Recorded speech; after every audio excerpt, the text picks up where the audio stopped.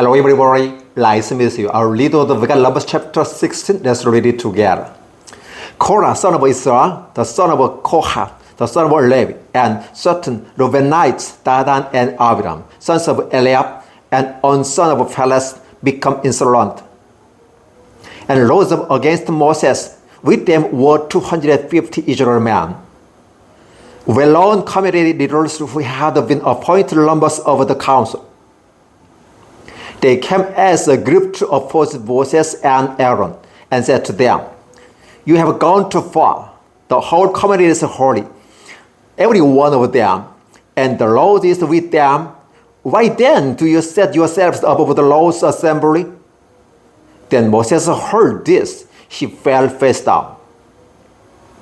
Then he said to Korah and all his followers, "In the morning the Lord will show who belongs to him and who is holy, and he will have the persons come near him. The man has chosen, he will cause to come near him. You, Korah, and all your followers were to do this. Take censers, and tomorrow put fire and incense in them before the Lord. The man the Lord chooses will be the one who is holy. You Levites have gone too far." Moses also said to Korah, "Now listen, you Levites. It is enough for you that God of Israel has separated you from the rest of Israel community and brought you near himself to the work at the Lord's tabernacle and to stand before the community and minister to them. He has brought to you and all your followers Levites near himself. But now you are trying to get the priesthood too. It is against the Lord that you and all your followers have banded together. Who is Aaron that you should grumble against him?"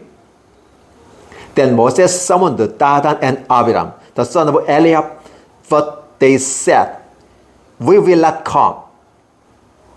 Enough that you have brought us up out of the land flowing with milk and honey to kill us in the desert.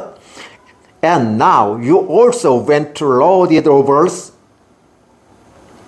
Moreover, you haven't brought us into the land flowing with milk and honey or given us an inheritance of fields and vineyards. Will you gouge out the eyes of this man? No, we will not come." Then Moses became very angry and said to the Lord, "Do not accept their offering. I have not taken so much as donkey from them, nor have I wronged any of them." Moses said to Korah, "You and all your followers are to appear before the Lord tomorrow, you and they and Aaron. Each man is to take his censer and put incense in it, 250 censers in all, and present it before the Lord. You and Aaron are to present your censers also."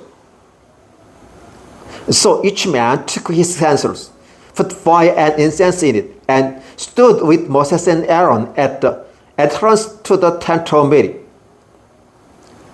When Korah has gathered all his followers in opposition to them at the entrance to the tent of meeting, the glory of the Lord appeared to the entire assembly.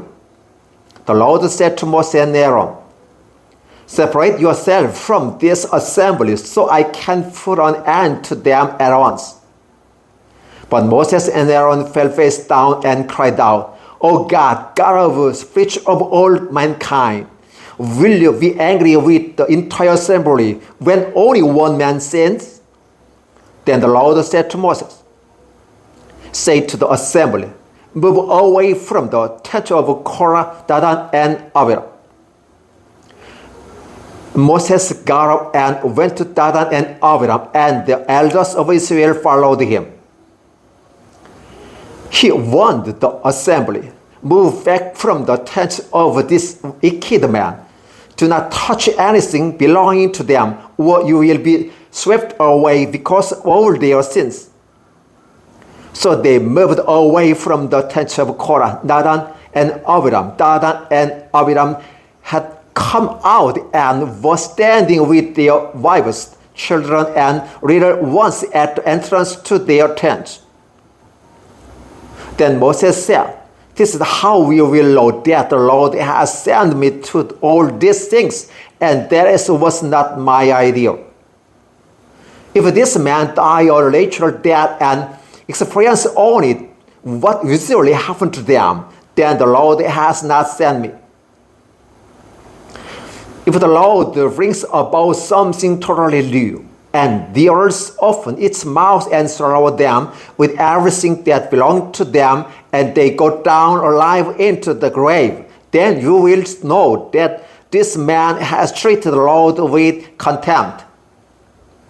As soon as he finished saying all this, he ground under them, split apart. And the earth opened its mouth and swallowed them with their households and all craftsmen and all their possessions. They went down alive into the grave with everything they owned. The earth closed over them, and they perished and were gone from the community.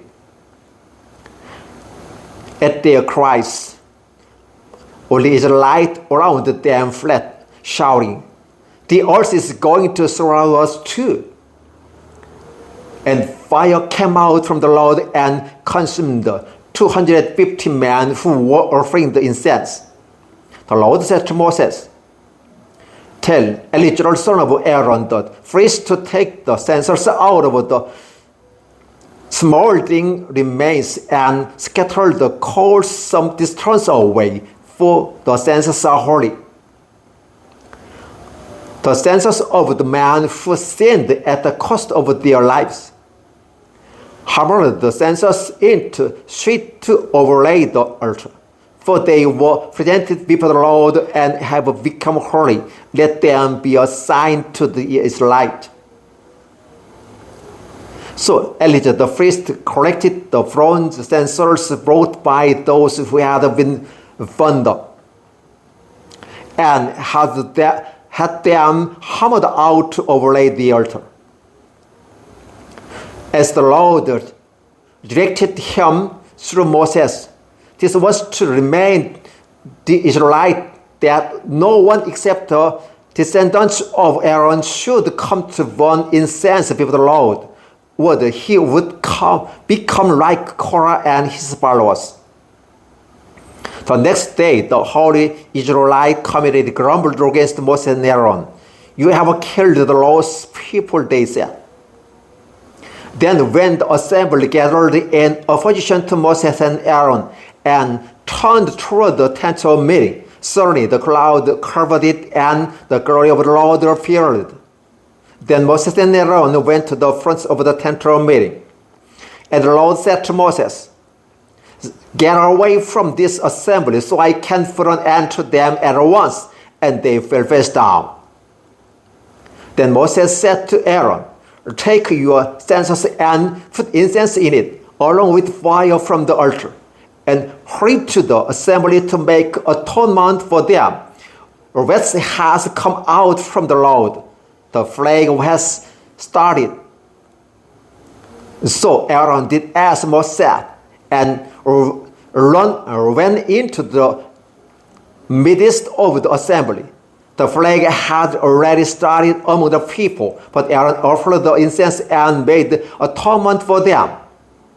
He stood with the living the dead, and the plague stopped. But 700 people died from the plague, in addition to those who had died because of Korah. Then Aaron returned to Moses at the entrance of the tent of meeting, for the plague has stopped. Romans chapter 16, verses 1 through 50. Thank you. Hello everybody, nice to meet you. Our leader of God, Romans chapter 17. Let's read it together. The Lord said to Moses, "Speak to the Israelites and get 12 steps from them, one from the leader of each of their ancestral tribes. Write the name of each man on his step. On the step of Levi, write Aaron's name, for there must be one step further ahead of each ancestral tribe. Place them in the tent of meeting in front of a testimony, where I meet with you. The step belonging to the man I choose will sprout, and I will lead myself over this constant grumbling against you by the Israelites. So Moses spoke to the Israelites, and their leaders gave him 12 steps, one for the leader of each of the ancestral tribes, and Aaron's steps were among them. Moses placed the step before the Lord in tent of the testimony. The next day, Moses entered the tent of the testimony and saw that Aaron's staff, which represented the house of Levi, had not only sprouted, but had budded, blossomed, and produced almonds. Then Moses brought out all the steps from the Lord's presence to all the Israelites. They looked at them, and each man took his own step. The Lord said to Moses, "Put back Aaron's staff in front of the testimony, to be kept as a sign to the rebellious. This will put an end to their grumbling against me, so they will not die." Moses did not just as the Lord commanded him. The Israelites said to Moses, "We will die. We are lost. We are all lost." Anyone who even comes near the tabernacle of the Lord will die. Are we all going to die? Numbers chapter 17, verses 1 through 13. Thank you. Hello everybody, nice to meet you. Our little we got Numbers chapter 18. Let's read it together. The Lord said to Aaron, "You, your sons, and your father's family are to bear the responsibility for offenses against the sanctuary, and you and your sons alone are to bear the responsibility for offenses against the priesthood. Bring your fellow Levites from your ancestral tribe to join you and assist you when you and your sons minister before the tent of the testimony. They are to be responsible to you and are to perform all the duties of the tent, but they must not go near the furnishing of the sanctuary or the altar, or first they and you will die.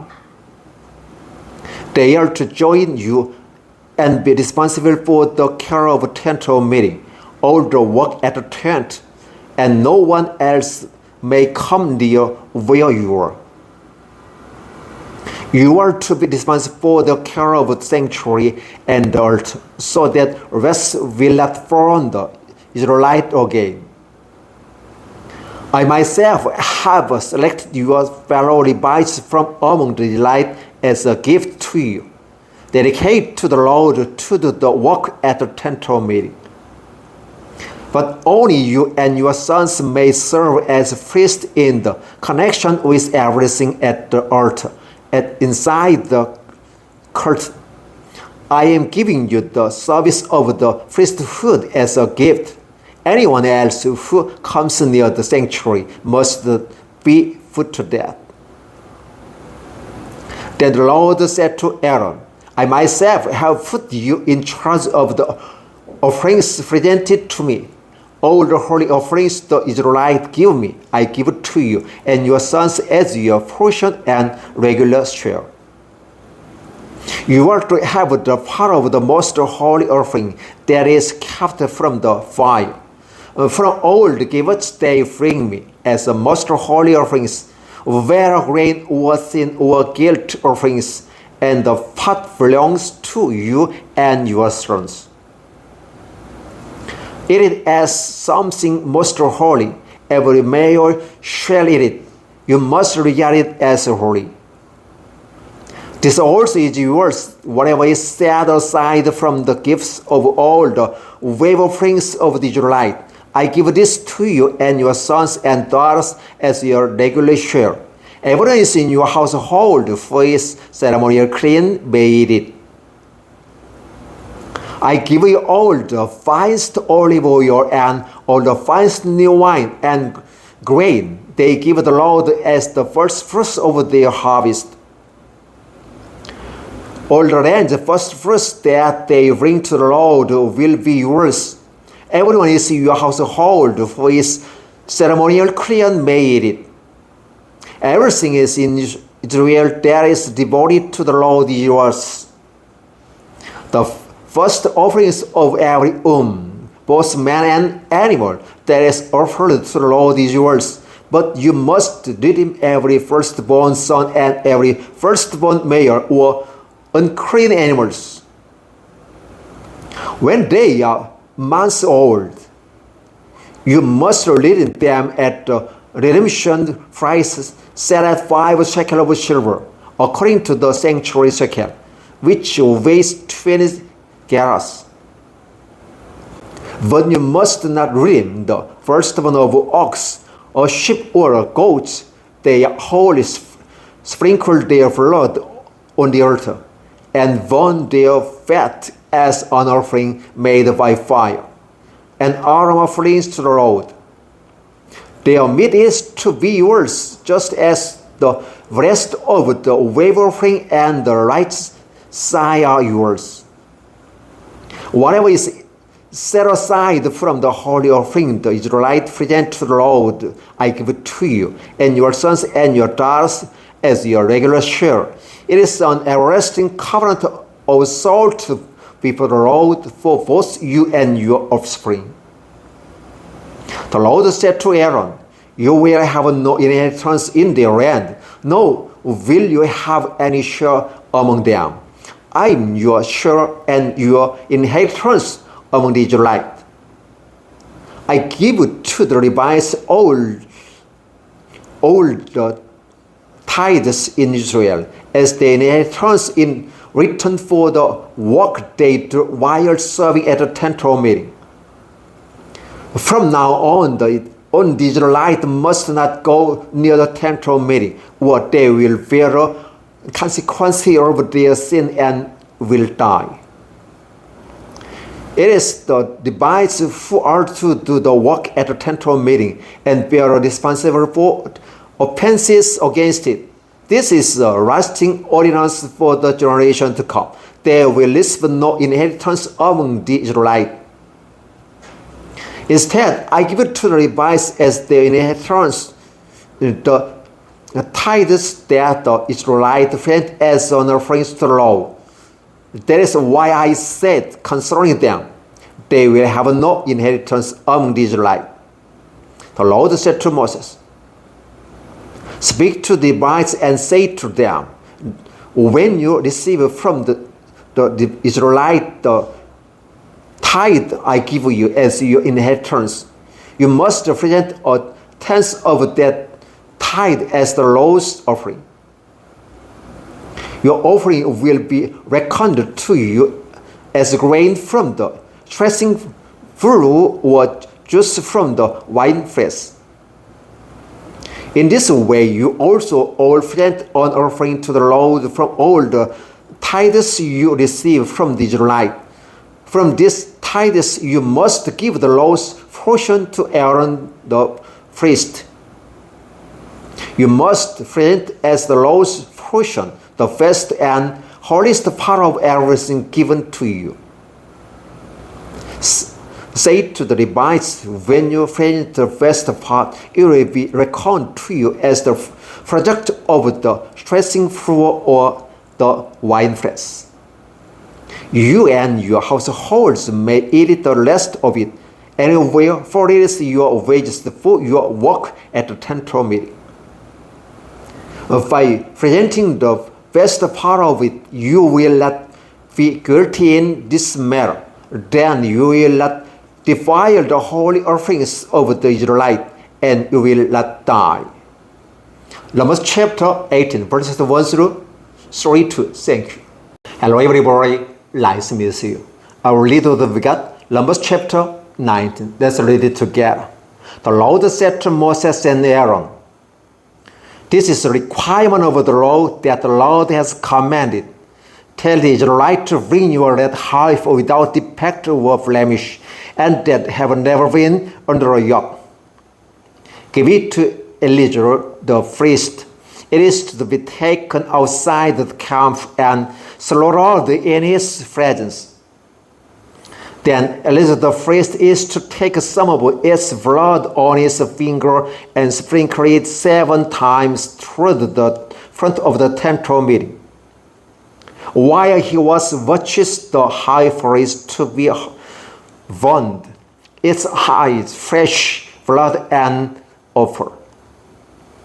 The priest is to take some cedar wood, hyssop, and scarlet wool, and throw them onto the burning heifer. After that, the priest must wash his clothes and bathe himself with water, and may then come into the camp, but he will be ceremonially unclean till evening. The man who burns it must also wash his clothes and bathe with water, and he too will be unclean till evening. A man who is clean and shall gather up the ashes of the heifer and put them in a ceremonially clean place outside the camp, then shall be kept by the Israelite community for use in the water of unclean. It is for purification from sin. The man who gathers up the ashes of the heifer must also wash his clothes, and it too will be unclean till evening. This will be a resting ordinance both for the Israelites and for the aliens living among them. Whoever touches the dead body of anyone will be unclean for 7 days. He must purify himself with the water on the 3rd day, and on the 7th day, then he will be clean. But if he does not purify himself on the 3rd and 7th days, he will not be unclean. Whoever touches the dead body of anyone who fails to purify himself defiles the Lord's tabernacle. That person must be cut from Israel, because the word of cleansing has not been sprinkling on him. He is unclean. His uncleanness remains on him. This is the law that applies to when a person dies in a tent. Anyone who enters the tent and anyone who is in it will be unclean for 7 days. And every open container without the lid fastened on it will be unclean. Anyone out in the open, he touches someone who has been killed with the sword, or someone who has died a natural death, or anyone who touched the human bone or grave will be unclean for 7 days. For the unclean person, put some ashes from the burnt purification offering in a jar and pour fresh water over them.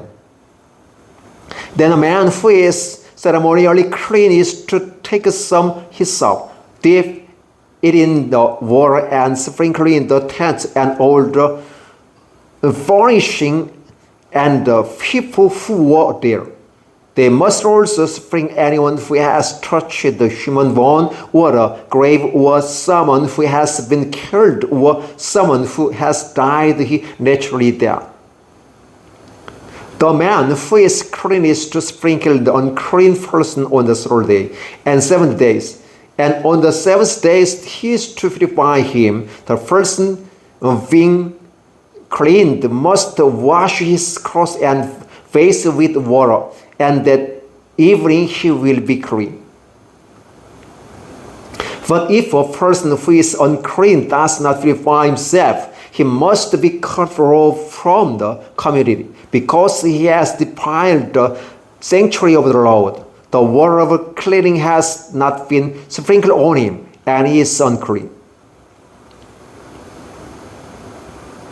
This is a lasting ordinance for them. The man who sprinkles the water of cleansing must also wash his clothes, and anyone who touches the water of cleansing will be unclean till evening. Anything that an unclean person touches becomes unclean, and anyone who touches it becomes unclean till evening.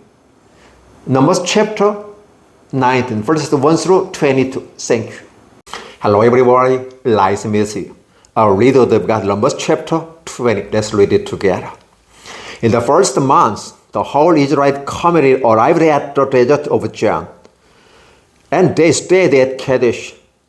Their Midian died and was buried. Now there was no water for the community, and the people gathered in opposition to Moses and Aaron.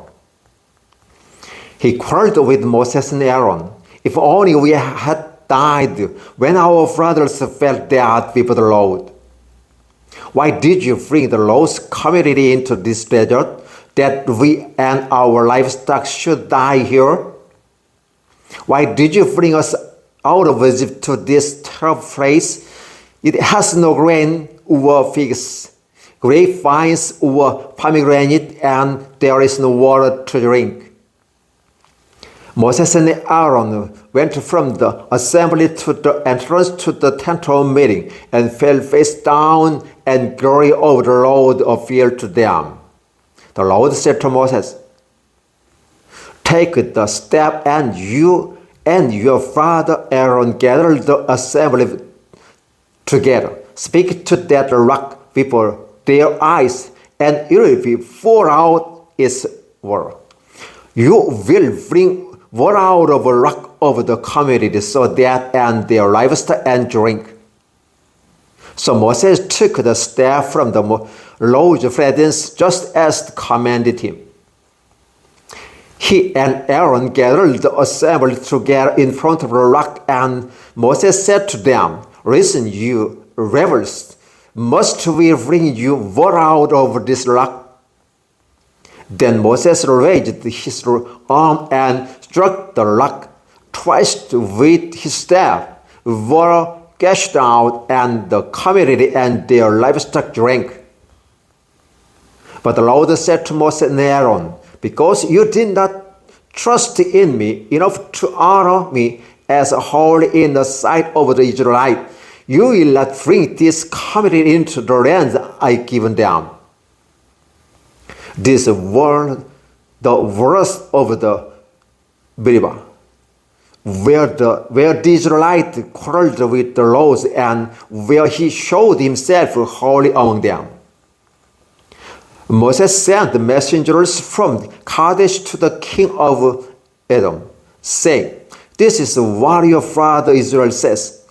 You know about all the hardships that has come upon us. Our forefathers went down into Egypt, and we lived there many years. The Egyptians mistreated us and our fathers. But when we cried out to the Lord, he heard our cry and sent an angel and brought us out of Egypt. Now we are here at Kadesh, a town on the edge of your territory. Please let us pass through your country. We will not go through any field or vineyard or drink water from anywhere. We will travel along the king's highway and not turn to the right or to the left until we have passed through your territory." But Adam answered, "You may not pass through here.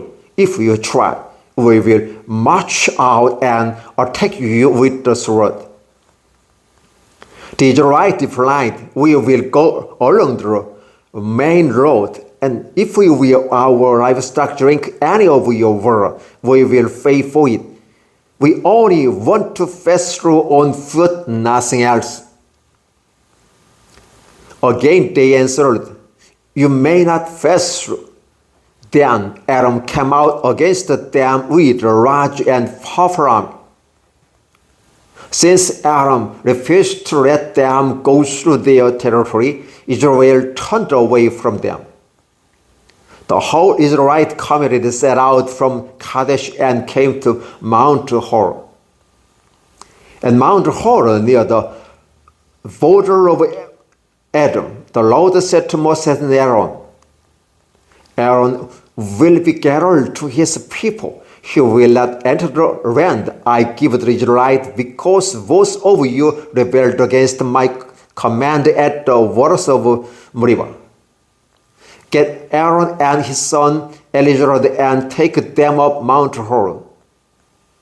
Remove Aaron's garments and put them on his son Eleazar, for Aaron will be gathered to his people. He will die there.